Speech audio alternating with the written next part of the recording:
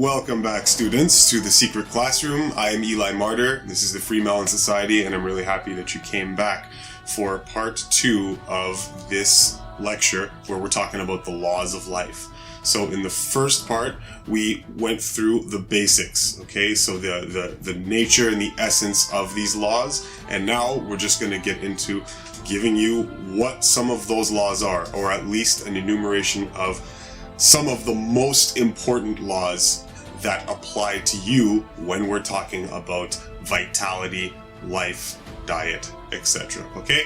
I'm really excited for this one. So get your thinking caps on, turn off your cell phones, sit down, get comfy, and let's jump into the laws of life, part 2, where we give you the laws of life.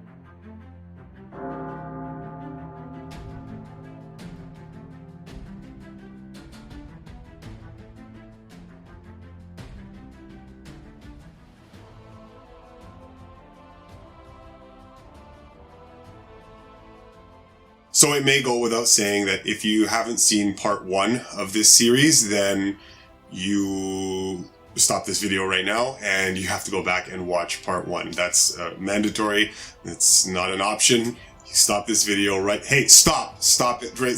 Stop this video right now and go back and watch part 1. If you're on board, then, we can recap really quickly, but I kind of don't want to waste time. So we have force, which is the essence of creation, which is the power source that fuels all creation. We have force, which operates through law, and law functions and fashions that force into a workable set of principles that govern reality. Okay, that's all I'll say about that. You want to flesh that out, you got to go back and watch part 1. Okay. So, what are these laws that we often refer to when we say natural law? The first law that I'd like to get into is one of the most important. And it's a law that, of course, as with most laws, pervades all of existence, pervades all of life. You've known it for your whole life, but now we're going to talk about it. And that law is life's great law. Or you could also call it the law of self-preservation. Okay? Every particle of living matter in the organized body is endowed with an instinct of self-preservation, sustained by a force inherent in the organism, usually called vital force or life, the success of whose work is directly proportioned to the amount of the force and inversely to the degree of its activity. That's a quote from Dr. Robert Walter. Basically what he's saying is that all living matter is infused with the intelligent force of self-preservation. Okay? All living matter. And that force of self-preservation, that inherent quality of self-preservation, is directly proportional to the amount of vital force available for that organism or life form to use, and is inversely proportional to the amount of exertion that organism undergoes. Okay? When we say inversely proportional, basically what we mean is as one variable increases, the other variable decreases. So if we're talking about the relationship between eating and hunger, we could say that they're inversely proportional, meaning that as the amount of eating increases, the degree of hunger decreases, right? So they're inversely proportional. And if something is directly proportional, it means that both variables rise together. Okay, so fatigue and exercise. The amount of exercise increases, then the amount of fatigue increases also. Okay, so with life's great law, what he's saying is that the program, the law of self-preservation, is encoded indelibly into every particle of life. No exceptions. All living things have the design of self-preservation hardwired into them. This is why that it doesn't really matter how many people tell you about the splendors of the afterlife.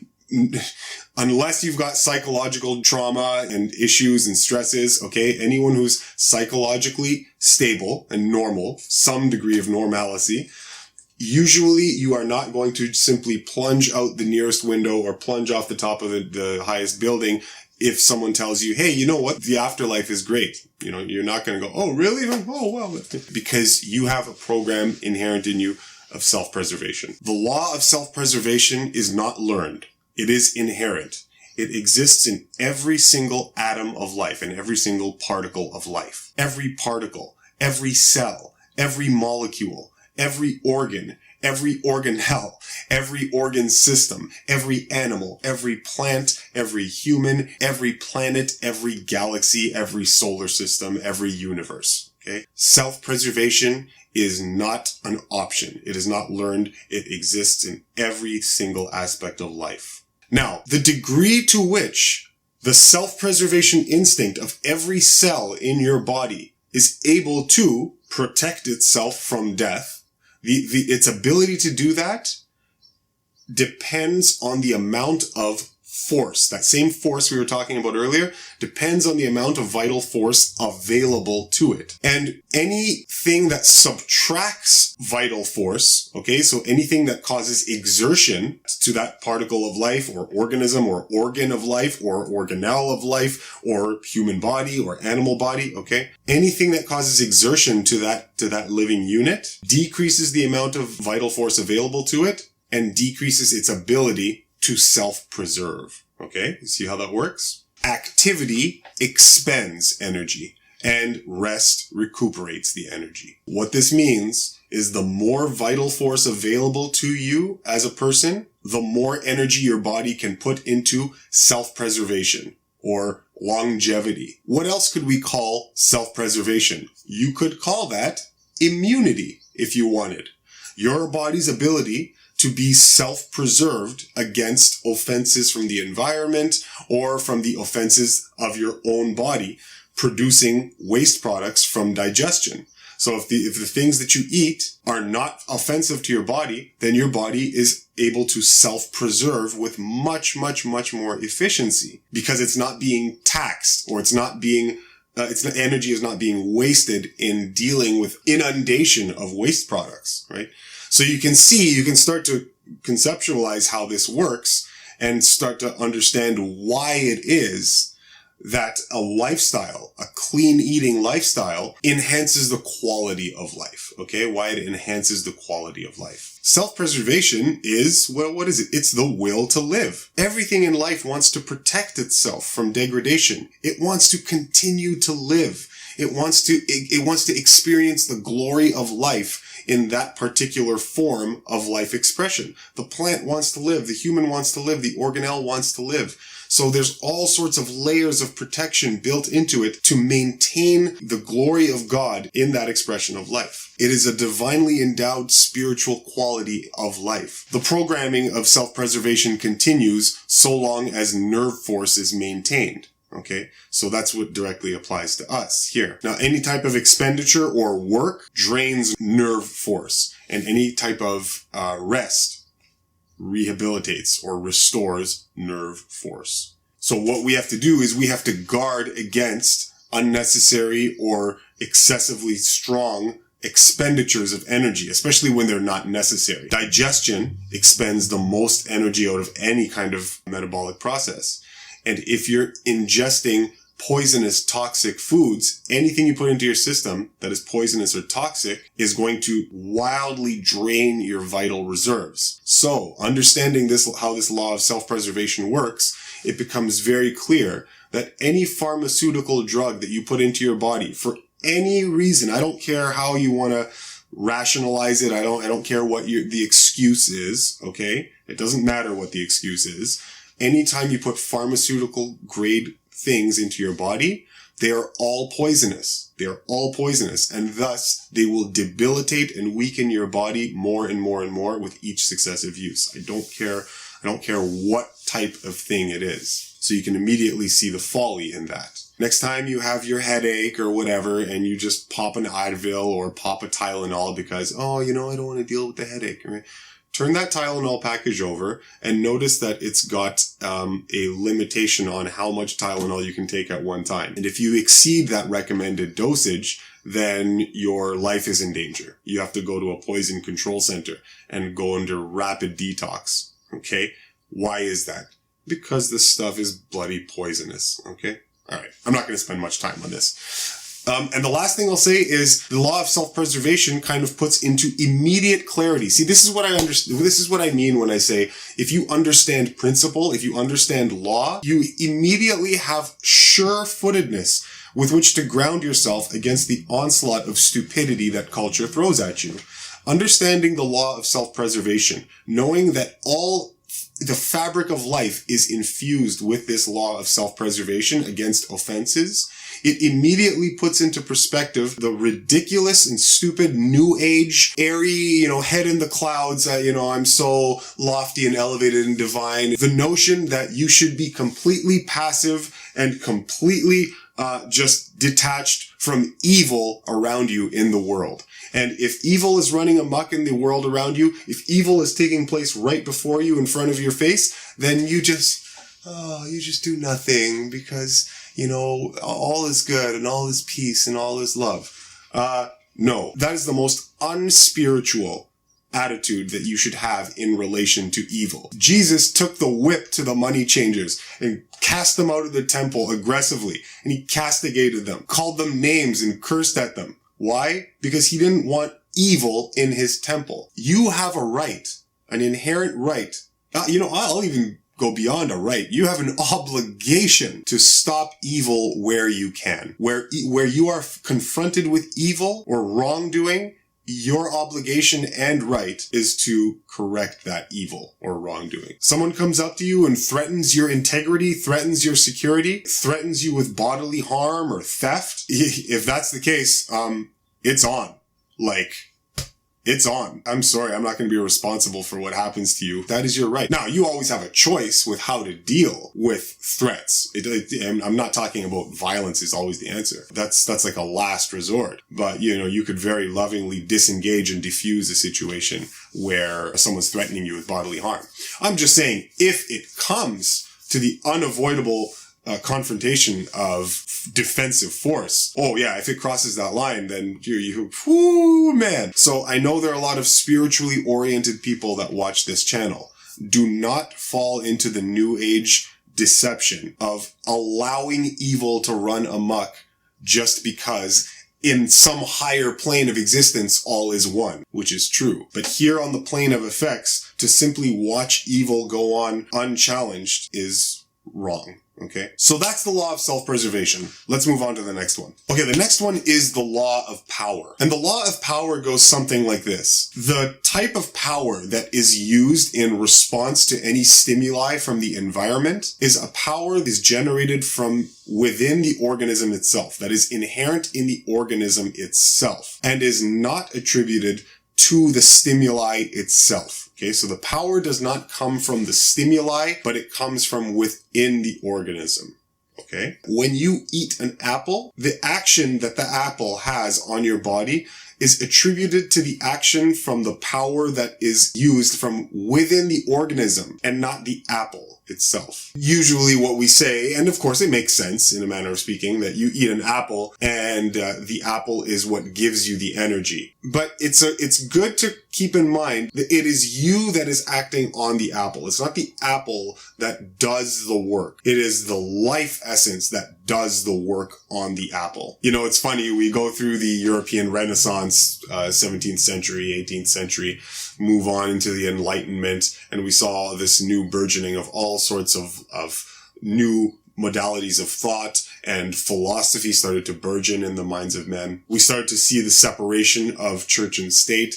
We started to become a very anti-religious, anti-spiritual type of society, at least here in the West. Famous philosopher René Descartes tells us that everything should be understood in mechanical terms. And we started to cultivate this paradigm of understanding life in a very materialistic manner. So if life is nothing but the material matter that characterizes life, what happens if you crush up an apple and jam it down the throat or the mouth of a dead person, right? What happens to the apple? Nothing bloody happens, okay? Why does nothing happen? I thought life was what we could see, touch, and feel, okay? So why doesn't the apple act on a dead person's stomach? The reason is because the action is not coming from the apple itself.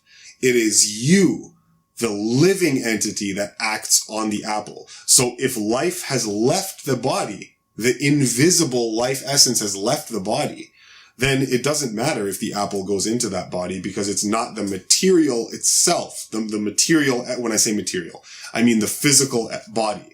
It is not the physical body, the physical atoms and elements that act on the apple.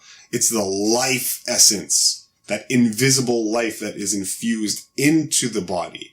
That is what acts on the apple. Okay? That's what we mean by the law of power. Basically, it's just saying that it's you that act on stimuli and not the stimuli that act on you. Whenever you take a pharmaceutical drug, it's not the drug that did anything to you. It is you that acted on the drug in your body. Okay? It is you that is acting, not the thing itself.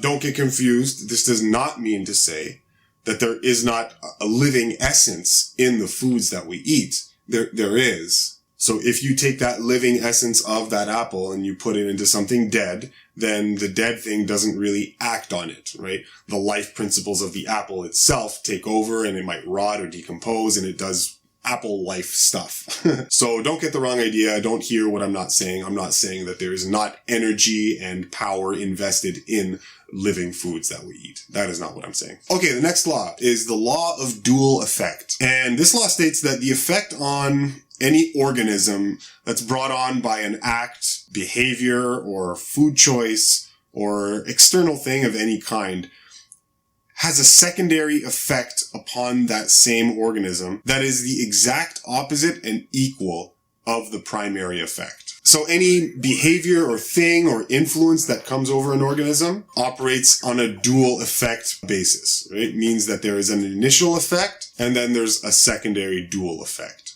okay? All exercise or work expends energy. Equal and opposite is the degree of rest or fatigue incurred. So in exercise, the primary effect is vigor. So let's say you get out of bed and you're not feeling very energetic or whatnot, but then all of a sudden you just start running. What happens? The primary effect is an increase in vigor, in metabolic activity. So everything ramps up and you actually gain vigor and attention and energy and metabolic drive. These things increase, all right? So in inciting activity, what you've done is cause the primary effect of increased vigor. And because the law of dual effect tells us that there's a secondary effect that is in the exact proportion opposite to the primary effect, what happens is that as we increase vigor, we must incur the secondary dual effect of decreased vigor or fatigue or rest on the other end of that increased vigor. Then we have to have a depressed vigor, okay? In another lecture, I spoke about the law of stimulation, okay? So we talked about coffee and other stimulants. So that's a very important lecture to watch. You should go watch that one now. Not now, but you could watch that later. But the law of stimulation and the law of dual effect are very, very similar, okay? Usually when we're talking about the law of stimulation, generally we're talking about non-vital stimulants and non-vital stimuli. When we're talking about the law of dual effect, that's the umbrella term that we can use to identify all things, all effects, okay, or all influences on life. And then the law of stimulation it's the same thing, but it's just, we're kind of using that to refer to non-vital stimuli. Non-vital stimuli. Smoking, whether it's cigarettes or marijuana or vaping or any of these things, okay? These are not vital to life. These are not behaviors that are required in order to live and are damaging and injurious to any living system. And the secondary effect of those stimulants is decreased power, decreased energy, etc., etc. So the best way to think about this law of dual effect is, the very obvious ones. The sleep-wake cycle makes it very, very evident, okay? So let's apply the law of dual effect to when you go to sleep in the evening. What happens? You go to sleep in the evening, okay? You just lie down into bed. And the primary effect that you start to set into motion is a slowing down of all metabolic activity, all thought, digestion, any sort of exertion, all of that starts to get put to rest and starts to calm down. So the primary effect of lying down into bed is a slowing and a rest. A complete rest overcomes the organism. So a depression of all activity. Now, the secondary effect, so the dual effect that causes on the other end of sleep is awakening, is alivening, is a reinvigoration of energy or attention or metabolic activity, right? So you see how that works. It's a dual effect. So all influences have a secondary effect, which also means where this can help us, like Michael Clapper likes to say, your body is never not looking. Okay. It's a great quote. You can't sneak things by your body. All right. You can't just take a really quick snack and say, oh yeah, this is just going to be nothing. Yeah, no, it's not nothing. Any effect that you put your body through. Oh, you just want to add that little teaspoon of vinegar to your salad or whatnot. Or I'm just going to have a little bit of alcohol so nothing happens. No, something happens, right? It's just that the dual effect is always in proportion to the degree or severity of the initial effect. So sometimes that secondary effect might be so minimal that you don't even feel it, but it still occurs. It still happens. I don't care how meager the amount of alcohol, let's just say alcohol you take is. I don't care how minimal it is. There's still the secondary effect that your body has to deal with because alcohol is a systemic poison. Okay. It's cytotoxic.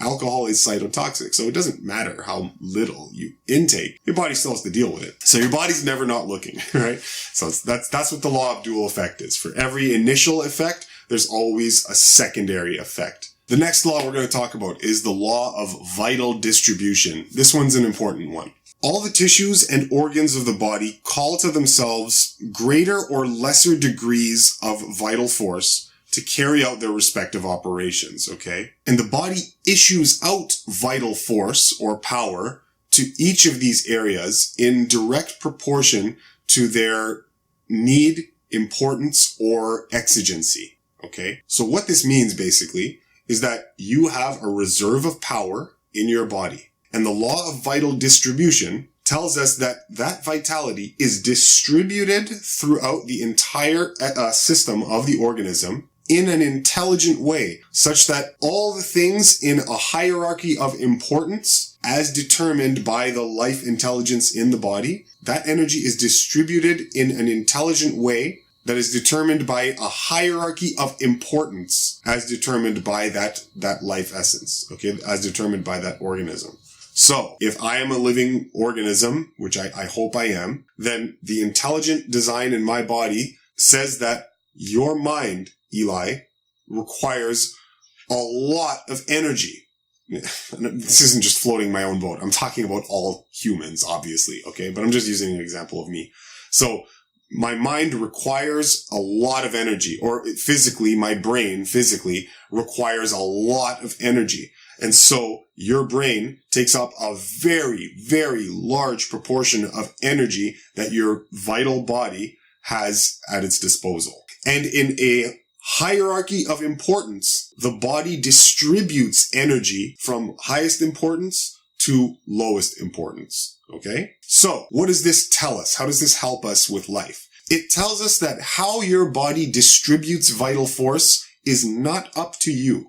You do not have a single damn say in the matter how vital force is distributed in your body. That is the sole prerogative and is in the sole hands of nature itself. Nature senses that you do not have the conscious sophistication and the conscious evolution to be able to make those decisions consciously and actually maintain order and harmony in the universe, in your body. Okay. So like a good parent, Mother Nature says, no, I'm taking this responsibility away from you for now until you have evolved consciously to be able to take on that responsibility yourself. But for now, we are not responsible for this. Okay. Your body will dish out vital force intelligently in a hierarchy of necessity for your body.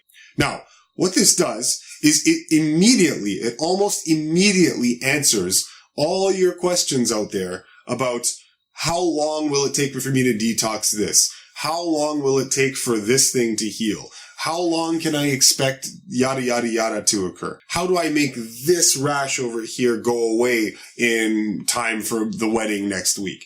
Okay, so if we understand how the law of distribution works, what you can comfortably say with 100% certainty is that nobody has a damn clue, because the law of vital distribution is acting in your body particularly, and the conditions that your tissues have been put under, the conditions that exist in your particular constituency, in your particular body, are particular to you. So how the life essence intelligently determines, given all the variables that it has to work with in your body, it will apportion vitality to each individual area that it sees as most important to its intelligence, not your conscious mind. So on the surface, you might see that there's a rash there on your leg or something, but you might be completely oblivious to the damage in your kidneys or your adrenal glands or some other organ in your body that you cannot detect. And the intelligence of your system, when you start adopting, let's just say, a healthy lifestyle and affording your body more energy, then your intelligence will get to work on those things which are far, far, far more important in its understanding of importance. And it will recognize the exigency that's called forth from the damaged organs. And once that is taken care of, then we can apportion energy to that little annoying rash on your leg. And that's when it'll clear up. But you have no choice in the matter. So what I'm saying is you can't spot check. We can't mess with nature. We can't go around nature and expect the best result. So if you've got that rash and you go to the pharmacy and grab a whole bunch of drugs or steroid creams or whatever to rub all over your skin in the area of the rash, what you're doing is you're trying to outsmart nature. And it usually doesn't work in your favor like that. So the law of vital distribution is very important to understand here. Now, how do we square this when we're talking about esoteric means of healing and miraculous speed healing that you get and you can find, where we start using mental energy, okay, or higher degrees of energy to speed heal either a person or the self? Okay, so how do we square with this? And essentially what's happening there is a couple of things. When we start dealing with higher, loftier forms of energy, these are higher laws that govern the physical world. So it's a different type of laws that you start to encounter when we're talking about higher vibrational worlds, okay? Which is what you tap into in, let's just say, altered states of consciousness, or any time where through training you are tapping into higher forms of energy, okay? Okay, so let's say some sick person goes to an adept and asks for healing. What the adept could do is the adept could accumulate energy either into his or her body first, and then through the will, direct that energy into the other person. Direct an abundance of vital force that maybe the sick person is lacking. And through the will, accumulate energy first in the body, direct it with conscious intention and will to the sick person, so that the sick person's chakra alignment will pull in the energy that's being directed to the sick person. And this is all happening with their intelligence, their body intelligence. So the chakras, they're these transformers of energy that pull in etheric energy and translate it into nervous force. So the healer is directing energy into the person. The sick person receives this energy translated by that person's chakra system. And now all of a sudden, the sick person is flooded with a whole abundance of vital force and vital energy. And then body intelligence takes over and uses this incredible abundance of energy to intelligently start healing the body, right? So that is something that can happen. And, there are other variables at work here, but this isn't where I want to go with this. But I'm just giving you an idea in case you ask the question, oh, how does miraculous healing work? Right? It still operates under the same laws and principles, but sometimes a different set of them the higher and higher you go. Okay? Always remember, spirituality and spiritual science and materialistic science, when we're talking about truth in both realms, they're one and the same. They complement each other. Science and mysticism and spirituality, these are all the same, because regardless of what we do, we're all operating in reality, in the world.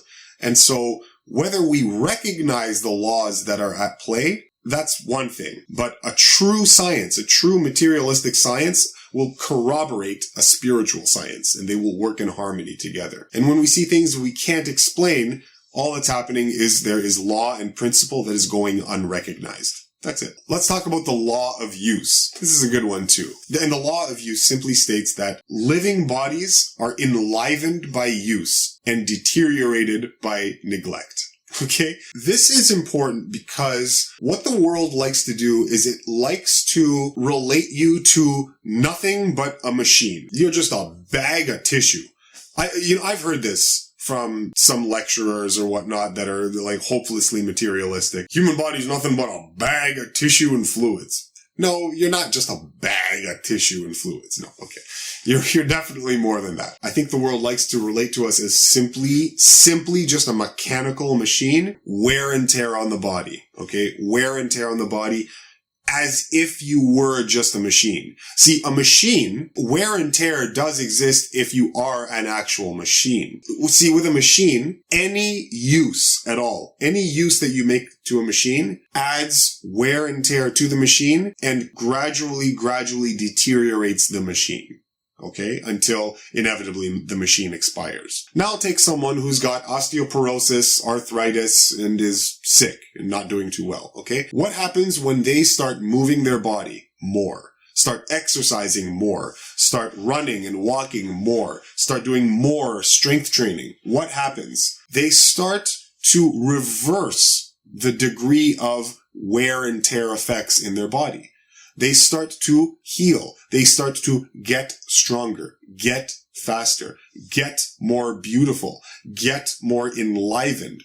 All of these wonderful things. And they are in fact reversing the effects of deterioration, right? Why is that happening? Why is it that the machine breaks down with use and the human body is enlivened by use? It's because of this law of use that applies to living organisms. There are a bunch of things that machines also can't do to themselves that living bodies do. Machines cannot clean themselves. Machines cannot repair themselves. Living bodies can. Machines cannot synthesize organic matter into new material with which to build up the parts, worn out parts of the machine. This is magic. Only living bodies can do this. In a machine, less use equals more longevity. In a living body, disuse or complete neglect leads to deterioration, and more use leads to longevity. I guess there are some advantages to being a machine. The car machine will never be deluded into believing that it should run on urine rather than gasoline. Okay, the machine will never make that silly decision. It will always know that its food source is gasoline, and no other thing will be compatible with that machine other than gasoline. You'll never get a machine saying, I identify as a carpet today. I don't know. So yeah, there's some advantages to being a machine. Anyway, I'm just being silly. Anyway, the first thing that people will question about this law of use is, okay, well, what happens when we do find that our joints wear out as a product or as a result of overuse or long-term use? What happens when my back over 20 years of doing this sport or whatever starts to give out? This obviously is a phenomenon that we see, but it has to do with violating other laws. Right? So this is why the more laws that we come to understand as humans, the better the quality of life is that we can lead. So if we're talking about degeneration of joints and tissues and whatnot, there are other considerations. It could be that and probably is, that for all of those years, let's say you're doing a competitive sport, and after 10 years of that competitive sport, you can't play anymore because your joints are just shot and gone. So what happens when you're training for a competitive sport? Okay? Generally what happens is you are violating the principle of rest 24/7. Okay? When you're training for sport, your coaches, they care about getting you as familiar and as savvy as possible at that particular sport so that you can win. So when you're practicing every single day and not allowing your body to rest and recover, factor in on top of that eating in such a way that stimulates the hell out of their body, poisons the hell out of their body, and causes, over time, degeneration, especially when paired with the insane amount of hours spent practicing. Okay. So what happens is that, yeah, you start to violate all of these other laws of vitality. And then when we come to the law of use, like I'm trying to describe here, we say, oh, what about the wear and tear that we see when you're a competitive athlete or whatnot? It's like, yeah. So yes, we do see that, right? But it doesn't mean that life is not made better by use. Okay. It does, however, mean that there are other laws of existence that must be observed if we want to give the best quality life and longevity of our functioning bodies. Okay. Okay. So we can start to wrestle with these concepts and then come out with an understanding of how the law of use works. All right. But the long and short of it says that the body does not wear out because of use, but it does wear out because of bad caretaking. And there's more to the story there. I don't want to drag on too long, but obviously organic beings eventually change state and die. We call it death, but we change state. Yes, that happens. Kind of inevitable things that happen with constant gas exchange with the environment that creates certain products that build up over time. And so blah, blah, blah, on and on. What I'm saying is that, yes, we do see the traditional life cycle, and it happens because there are some variables that are very difficult to escape when you are a living being in the physical world. But technically, if you could be put into a state of complete and utter harmony with the environment in the absence of all offenses, technically there's no end to how long you could live. It's just that those effects that do accumulate in the system, some of them can be almost impossible to avoid as an entity, as an organism. So the very last law that we'll get into today, this one's very important. This one is the law of assimilation. Okay. And for the law of assimilation, I'm just going to pretty much read from Max Heindel's The Rosicrucian Cosmoconception, because it's laid out so beautifully here that you got to read this for yourself. The law of assimilation allows no particle to be built into our body that we as spirits have not overcome and made subject to ourselves. There is life in every particle of food that we take into our bodies. And before we can build that life into our own bodies by the process of assimilation, we must overcome and make it subject to ourselves. Otherwise, there could be no harmony in the body, and all parts would act independently as they do when the coordinating life has been withdrawn. That is what we would call decay, the process of disintegration, which is the direct opposite of assimilation. The more individualized, and here's the important part, the more individualized is the particle to be assimilated, the more energy will it require to digest it, and the shorter time will it remain before seeking to reassert itself. Basically what he's saying is that in life, a life form that has a higher degree of conscious evolution, the more individualized the ego of the organism, the more difficult it is to overcome those particles and elements that have been part of that living organized system. The more difficult it will be for you to overcome them if you eat them. So a plant, a lower level of consciousness, not an individualized ego like an animal, because it's a lower level of conscious evolution that embodies the plant,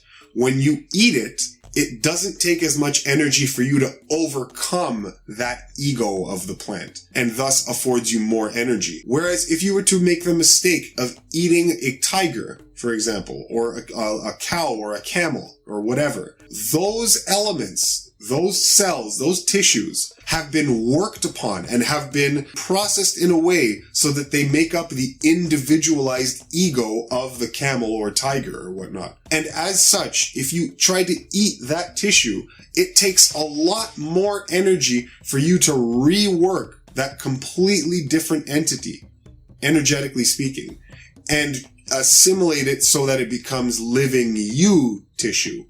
Right? So it takes more energy to assimilate that which has already belonged to another living entity, rather than eating what is not an individualized entity and eating that. So it takes way more energy for you to process a camel carcass in your body than it does a plant or a fruit. Okay? This is very, very important. And this is a spiritual science that is going on And nobody understands this. And I'm bringing this to you now because nobody's talking about this in the health community, which is why you're here learning in my classroom. The plant kingdom is next above the mineral. It has an organization capable of assimilating the mineral compounds of earth. Man and animal can assimilate the plants and thus obtain the chemical compounds necessary to sustain their bodies.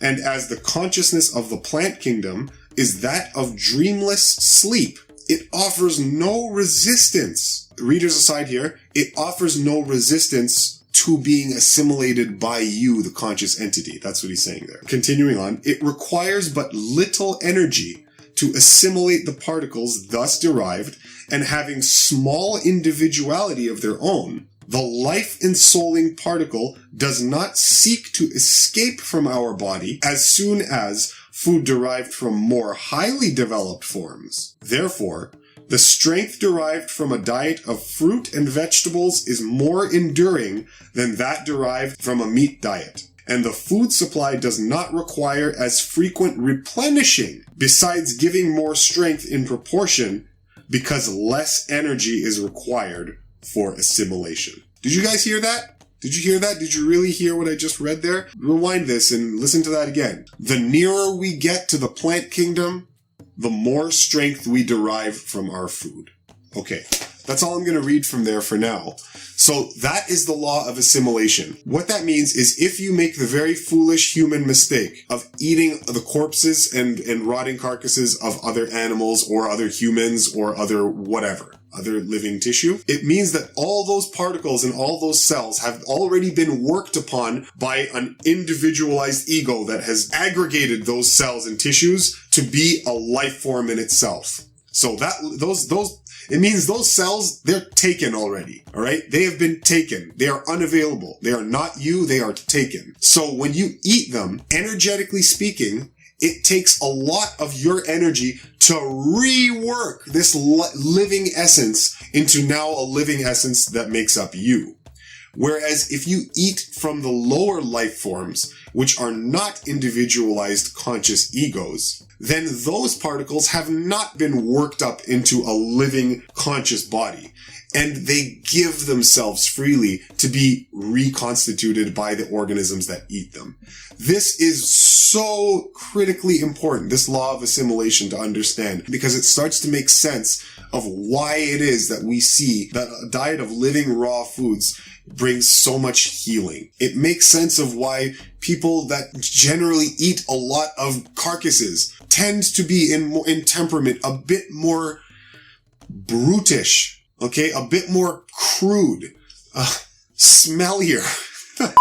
Anyway, I won't say much more. I will simply let you wrestle and juggle with that information in your head and come to your own conclusions about what that could possibly mean for you and how this starts to make sense of the reality that you see around you. Okay?